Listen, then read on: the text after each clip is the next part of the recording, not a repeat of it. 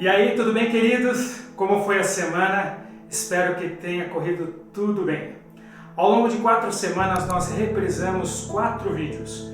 Alguns assuntos importantes que eu achei legal reprisar, porque são assuntos espirituais relevantes. Mas a partir dessa semana voltamos com os vídeos inéditos, onde eu trago assuntos especiais para vocês, ok?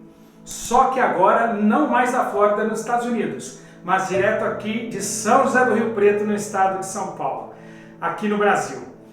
Vai lá no meu canal, Júnior Prato, e se inscreva para você não perder os vídeos, tá bom?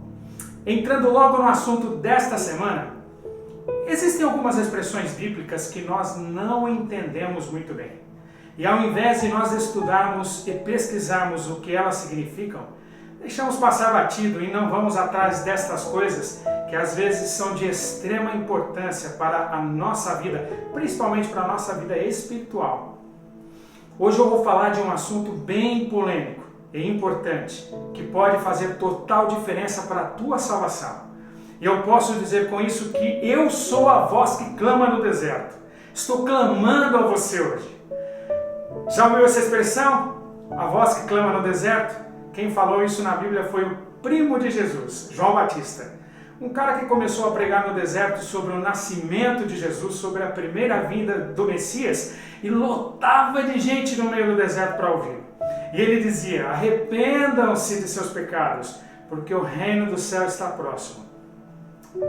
Não que eu seja João Batista novamente, mas eu estou aqui para dizer praticamente a mesma coisa que ele dizia: arrependam-se. Sabe aqueles loucos que ninguém dá atenção nos filmes de Hollywood? Naqueles filmes de final de mundo que prega no meio da rua com um cartaz no peito? É bem isso. Então preste atenção no que eu vou dizer para você agora, porque é muito importante. E eu não sou tão louco assim, ok? Mulherzinhas. O que a Bíblia quer dizer? Esse é o tema de hoje. Abra sua Bíblia no livro de 2 Timóteo, no capítulo 3, verso 6. A palavra de Deus diz assim: são estes que se introduzem pelas casas e conquistam mulherzinhas sobrecarregadas de pecados, as quais se deixam levar por toda a espécie de desejos. Agora preste muita atenção no que eu vou dizer.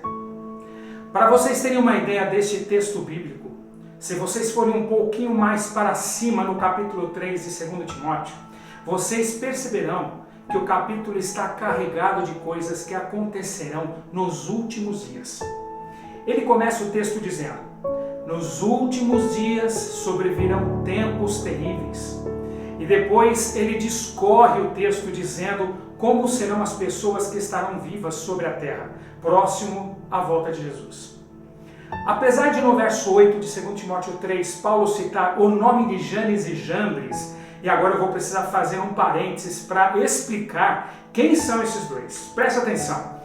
Esses dois são 2 personagens bíblicos, são aqueles que transformaram a vara em serpente, confrontando Moisés, que também fez com que a sua vara se transformasse em serpente, diante de Faraó. Lembram?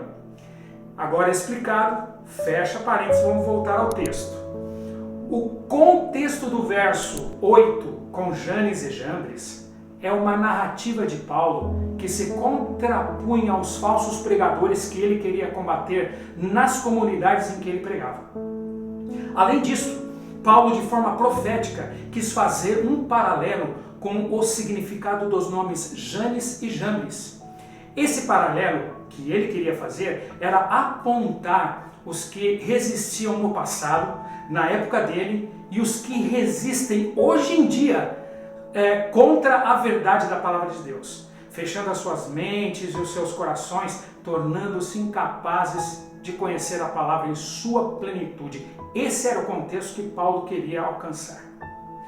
Agora, a Bíblia se refere à igreja como mulher, e quando ela fala mulherzinhas, ela está usando um termo pejorativo para se referir às diversas igrejas de baixa moral, sobrecarregadas de pecado, que se deixaram levar por todo o vento de doutrinas, que não se firmam na verdade e apesar de sempre estarem aprendendo ou sempre estudando, não conseguem nunca se firmar no conhecimento da verdade da palavra de Deus, como diz o verso 7. Resumindo tudo isso, o contexto aqui é que esses dois personagens, Janes e Jambres, representam os falsos pregadores e suas igrejas que não querem andar na verdade bíblica, porque é mais conveniente para eles pregar o erro do que pregar a verdade. São estes pregadores, são estas igrejas que estarão abertas aos montes antes da volta de Jesus. A palavra de Deus diz assim: à lei e aos mandamentos, se eles não falarem conforme esta palavra, jamais verão a luz. Isso está lá em Isaías, no capítulo 8, no versículo 20. Entenderam? Quando a Bíblia fala em mulherzinhas, ela se refere a isso. Agora, não existe uma interpretação bíblica para o que eu vou te dizer a partir de agora. Mas eu creio que o texto se aplica a isso também. Isso é uma aplicação minha. Preste atenção. O verso 1 começa dizendo que nos últimos dias sobrevirão tempos terríveis, e realmente isso já está acontecendo. E começa a acontecer desde já. No verso 2, ele diz como os homens serão um pouco antes da volta de Jesus. Egoístas, avarentos, presunçosos, arrogantes, blasfemos, desobedientes aos pais. E aqui eu abro outro parênteses. Desobedientes aos pais eu entendo como sendo um adolescente ou um jovem saindo da adolescência que ainda depende dos pais. Porque um homem já adulto faz o que ele quer, é dono de suas escolhas. Não precisa dar satisfação aos pais. Mas um adolescente dependente, subentende-se que ele deve obediência aos pais. Então, desobedientes aos pais, eu vejo dessa forma. E o texto continua.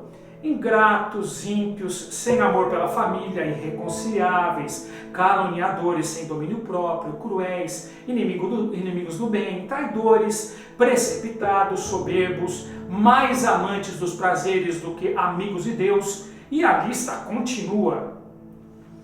E quando o texto, no verso 6, se refere a mulherzinhas sobrecarregadas de pecado, as quais se deixam levar por toda a espécie de desejos, me vem à mente a sensualidade das redes sociais.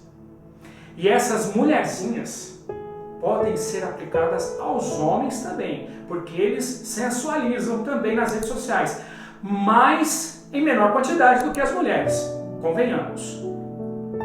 Você parou para observar o tanto de mulheres que se mostram quase nuas fazendo aquelas dancinhas nas redes sociais? O pior de tudo é que elas inspiram outras a fazer isso, que não sensualizam. As inspiradas começam com a dancinha, depois uma roupa um pouco mais ousada, curta, e depois de um tempo quase nua, perdem a vergonha. É mais importante segurar os seus seguidores com conteúdo sensual, que de conteúdo não tem absolutamente nada, do que perder os seus likes. Essa é a verdade. Talvez Deus, ao inspirar Paulo a escrever 2 Timóteo 3, ele tivesse um propósito e um contexto como eu apliquei lá no começo do vídeo. Mas eu acredito também que ao se referir como os homens seriam antes da volta de Cristo, no início do capítulo, ele projetando a sua visão para o futuro, via como os homens e as mulheres se comportariam nas redes sociais hoje em dia. Mulherzinhas sobrecarregadas de pecado, que se deixam levar por todo tipo de desejo. E aqui, mulherzinhas pode ser aplicado a homens também, volto a dizer. É uma sugestão à imoralidade da sensualidade. E o incrível de tudo isso é que esse comportamento da sensualidade, da nudez, influencia os mais jovens como se fosse um comportamento normal. Eles crescem achando tudo isso normal e se contrapondo ao que Deus estabeleceu como santo dentro do casamento, por exemplo. Esses dias, uma pessoa da minha comunidade religiosa, uma pessoa que eu admirava, que ao observar essa pessoa eu ainda mantinha esperança nesse mundo por causa do comportamento dela e por ela ser jovem, eu comecei a perceber que o seu comportamento era totalmente diferente nas redes sociais do que o comportamento que ela mantinha dentro da igreja. Em alguns posts, ela usava, por exemplo, o dedo do meio. Em outros, ela usava alguns palavrões que não eram condizentes com o que ela apresentava dentro da igreja. E eu fiquei pensando, é tudo influência. Só pode ser. Muitos jovens de sua idade fazem assim nas redes sociais. Por que ela seria diferente? Outro aspecto, as mulherzinhas carregadas de pecados e desejos impuros podem nos tirar do céu. Principalmente quando você gosta não somente de sensualizar, mas de observar, de contemplar.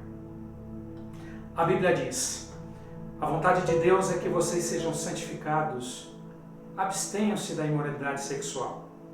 Cada um saiba controlar o próprio corpo de maneira santa e honrosa, não com paixão de desejo desenfreado, como os pagãos que desconhecem a Deus. Nesse assunto ninguém prejudique a seu irmão, nem dele se aproveite. O Senhor castigará todas essas práticas, como já lhe dissemos e asseguramos, porque Deus não nos chamou para a impureza, mas para a santidade. Portanto, aquele que rejeita estas coisas não está rejeitando o homem, mas a Deus, que lhes dá o seu Espírito Santo. Isso está escrito lá em 1 Tessalonicenses 4, no versículo 3 até o versículo 8. Pode ler na sua Bíblia. Não prejudicar o seu irmão, dele se aproveitando no contexto da imoralidade sexual, é não levar seu irmão ao pecado. Aqueles que gostam de observar, pecam, mas aqueles que levam outros ao pecado possuem culpa igual ou maior do que aqueles que somente contemplam. Em outras palavras, contemplar a sensualidade é pecado, mas sensualizar levando o ser humano ao pecado é muito mais grave. Ao ele se perder, o sangue dele pode estar em suas mãos. O que você vai escolher? Ser as mulherzinhas sobrecarregadas de pecados ou as quais se deixam levar por toda a espécie de desejos, ou as mulheres e homens de puro coração? Pode estar na moda sensualizar, fazer as dancinhas, e você pode estar me chamando de careta, estraga prazer. Você pode estar pensando, todo mundo faz. Talvez você se esqueça do conteúdo desse vídeo, porque você ama fazer isso. Mas você vai se lembrar dele um dia, pode acreditar. Quando Jesus estiver voltando e você se perguntar, e agora? Será que eu estou perdido? Afinal de contas, eu gostava de observar, eu gostava de sensualizar. Lembre-se, e não se esqueça do que eu vou te dizer agora. Bem-aventurados os puros de coração, porque verão a Deus. A escolha é sua. Vamos orar? Senhor nosso Deus e nosso Pai, pedimos que o Senhor nos dê poder para conseguirmos vencer esse pecado da sensualidade. Conseguimos vencer Satanás sobre esse pecado. E pedimos que o Senhor nos ajude, porque muitas vezes nós não conseguimos vencer sozinhos. Nós te pedimos isso, em nome de Jesus Cristo. Amém. Legal que você ficou comigo até aqui. A partir de agora nós vamos ter vídeos inéditos com assuntos que vai mexer com o teu coração, com assuntos que vai fazer diferença na tua vida espiritual. Vai lá no meu canal, se inscreve, Júnior Prato, compartilhe esses vídeos com as pessoas, afinal de contas esse mundo está precisando ouvir falar de Jesus e nós aqui ensinamos a palavra de Deus, é tudo baseado na palavra de Deus. Você deve ter percebido se você viu em algum momento algum vídeo nosso. Fica com Deus, uma boa semana para você, que a semana seja uma semana de paz, de alegria, de muita luta, mas muitas vitórias, e que Deus esteja com você. Um beijo no teu coração, tchau, tchau!